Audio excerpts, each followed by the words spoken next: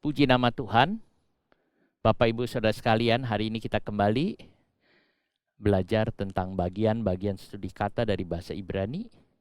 Iskilfafo, iskilfafo, ya.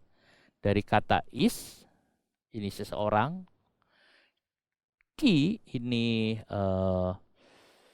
preposition, lalu kilefafo ini hati, sufik hatinya. Seseorang yang sesuai dengan hatinya, seseorang yang berkenan dengan hatinya. Atau terjemahannya kalau mau adalah seseorang seperti hatinya. Oke ya, ini kan seperti, seseorang seperti hatinya. Oke. 1 Samuel 13:14. Weata mamlak tika lo takum bikes Adonai lo is kilfafo, oke ya. Waitsawehu Adonai lin git al amo kilo samarta et asyer siweka Adonai. Oke ya, kita lihat terjemahan Indonesia di TB. Tetapi sekarang kerajaanmu tidak akan tetap. Tuhan telah memilih seorang yang berkenan di hatinya, dan Tuhan telah menunjuk dia menjadi raja atas umatnya, karena engkau tidak mengikuti apa yang diperintahkan Tuhan kepadamu. Konteksnya, saat ini Tuhan sedang menegur Raja Saul karena ketidaktaatannya, sehingga Tuhan mengalihkan pandangannya kepada orang lain. Tuhan mencari seorang yang berkenan di hatinya, sebab Saul sudah meninggalkan firman Tuhan. Tuhan ingin menemukan orang yang sehati dengannya untuk diangkat menjadi pemimpin Israel. Seseorang yang berkenan di hatinya dalam teks Ibrani ditulis dengan nama iskilfafo. Seseorang yang seperti hatinya, ini seseorang, orang ki lefafo, ki seperti hatinya. Seorang yang seperti hati. Tuhan mencari orang yang seperti hatinya dia. Inilah orang yang mengerti hatinya Tuhan. Tuhan mencari orang yang seperti hatinya. Tuhan menolak Raja Saul dan mencari orang yang sehati dengannya. Tuhan menolak Raja Saul. Dan Tuhan menemukan di dalam diri Daud. Bakes mencari. Kata Ibrani yang diterjemahkan mencari adalah bakes yang ditulis dalam bentuk piel. Piel ini adalah konjugasi kata kerja piel. Ini tanda piel ini adalah huruf kedua yang dikasih titik. Ya, ini adalah piel. Piel ini artinya penekanan, sehingga kata mencari yang artinya bakes setelah ditambahin titik piel ini artinya mencari dengan sungguh-sungguh atau mencari dengan serius, mencari dengan kerinduan. Tuhan mencari sungguh-sungguh dan ingin menemukannya. Tuhan mencari sungguh-sungguh supaya orang ini bisa menjalani kehendak Tuhan. Jadi saudara, waktu Tuhan mencari orang yang seperti hatinya, dia mencari dengan sungguh-sungguh. Dia lihat seluruh orang Israel. Dia lihat semua siapa yang sesuai dengan hatinya. Dari berapa banyak jumlah orang Israel. Dan dia menemukan satu orang yang sesuai dengan hatinya. Namanya Daud. Itu yang dia cari. Tuhan merindukan seseorang yang memiliki hatinya seperti hatinya. Mengapa? Sebab Tuhan ingin membagi hatinya kepada hatinya. Sebab Tuhan ingin membagi hatinya sendiri kepada hati orang itu. Tuhan ingin menceritakan apa yang menjadi kehendaknya, menjadi rencananya kepada orang itu. Orang yang sehati dengannya akan memelihara hati Tuhan supaya tidak luka. Sebab orang yang tidak taat kepada Tuhan telah melukai hatinya, seperti Saul melukai hatinya. Waktu Samuel bersedih karena mencintai Saul, Tuhan menyuruh Samuel jangan bersedih. Sebab Saul sendirilah yang meninggalkan Tuhan. Orang percaya akan benar-benar menjaga kepercayaan Tuhan, sehingga tidak menyakiti hati Tuhan. Jika ada satu tema dalam jika ada satu tema yang penting di dalam hidup kita, yaitu belajar memahami hati Tuhan. Kita perlu belajar sebanyak mungkin tentang ini. Mengapa harus sehati dengan Tuhan?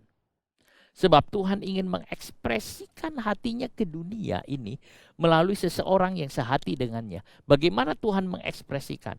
Tadinya Saul sehati dengan Tuhan. Dia jalan bersama.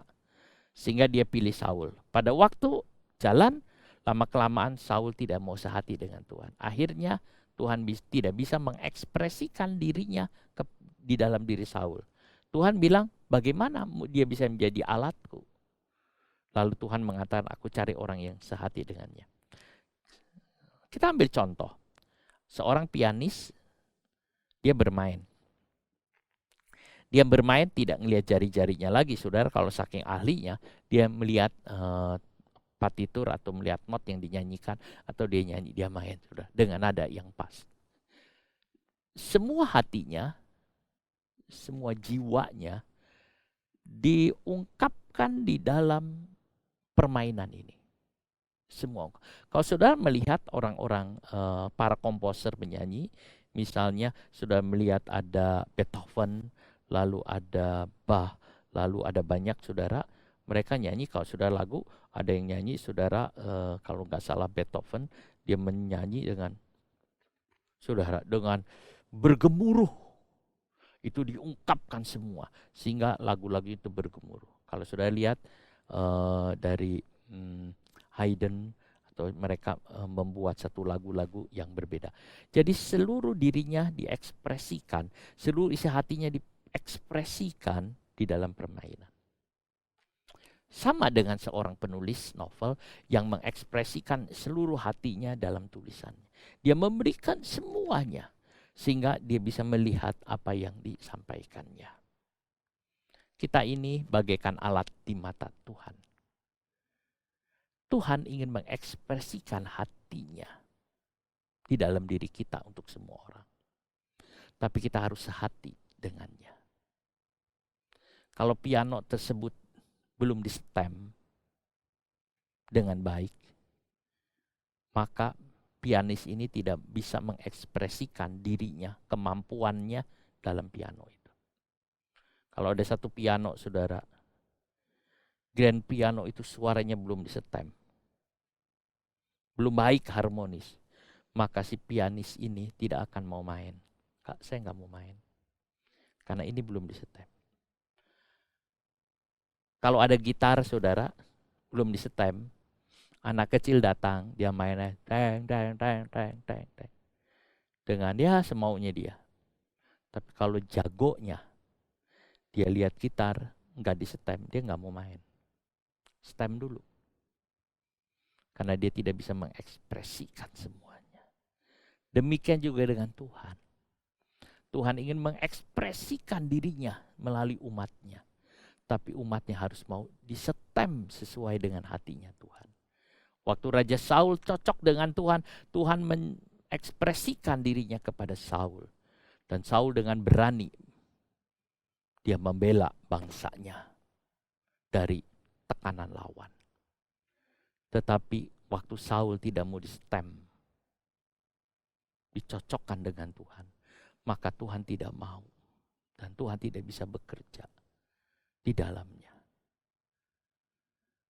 Saul ada salah, Daud ada salah, tetapi Daud mau disetem oleh Tuhan. Saul nggak mau. Saudara, mari kita menjadi alatnya Tuhan, di mana Tuhan bisa mengekspresikan seluruhnya. Tapi kita harus mau disetem,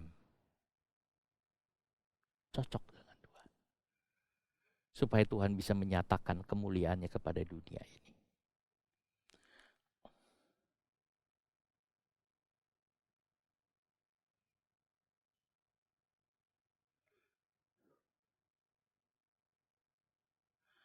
Saudara, kadang-kadang kita lihat, saya juga melihat bahwa dosa saya membuat saya tidak selaras dengan Tuhan. Kalau saya berbuat dosa, saya tidak cocok dengan Tuhan. Saya tidak sejalan dengan Tuhan. Saya tidak setara dengan Tuhan. Saya perlu dibersihkan. Saya perlu datang ke Tuhan. Tuhan, ampuni saya, bersihkan saya, pulihkan saya. Mungkin saya sudah seperti piano yang tidak selaras. Saya sudah seperti piano yang belum disetem ulang.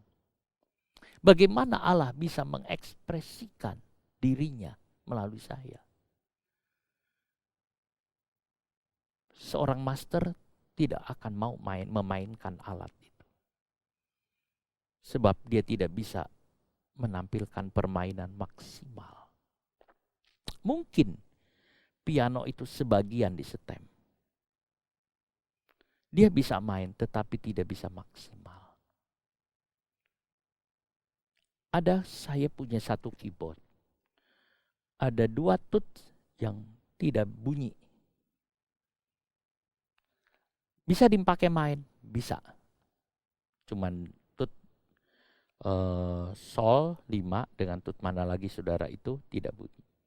Jadi pada waktu main di situ, kalau udah kepencet di situ, tek, aduh.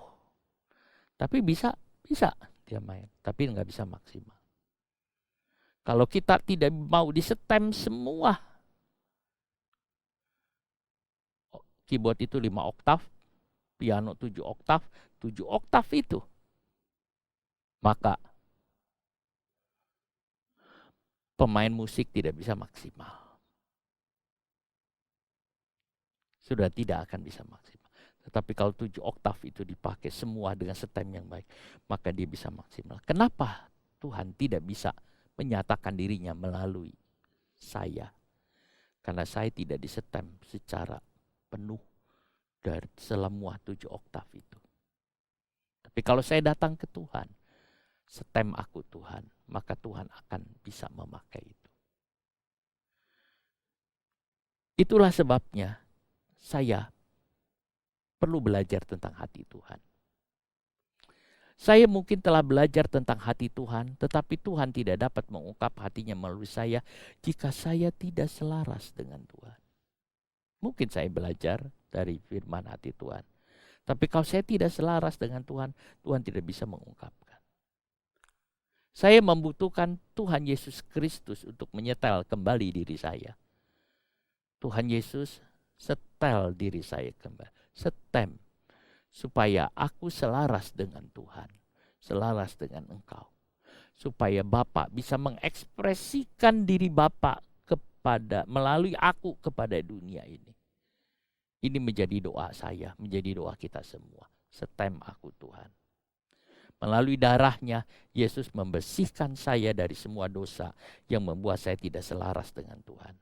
Dan Tuhan membawa kembali agar kita cocok dengan Tuhan. Demikian juga saudara. Tuhan tidak bisa mengekspresikan dirinya kalau kita tidak selaras dengan Dia.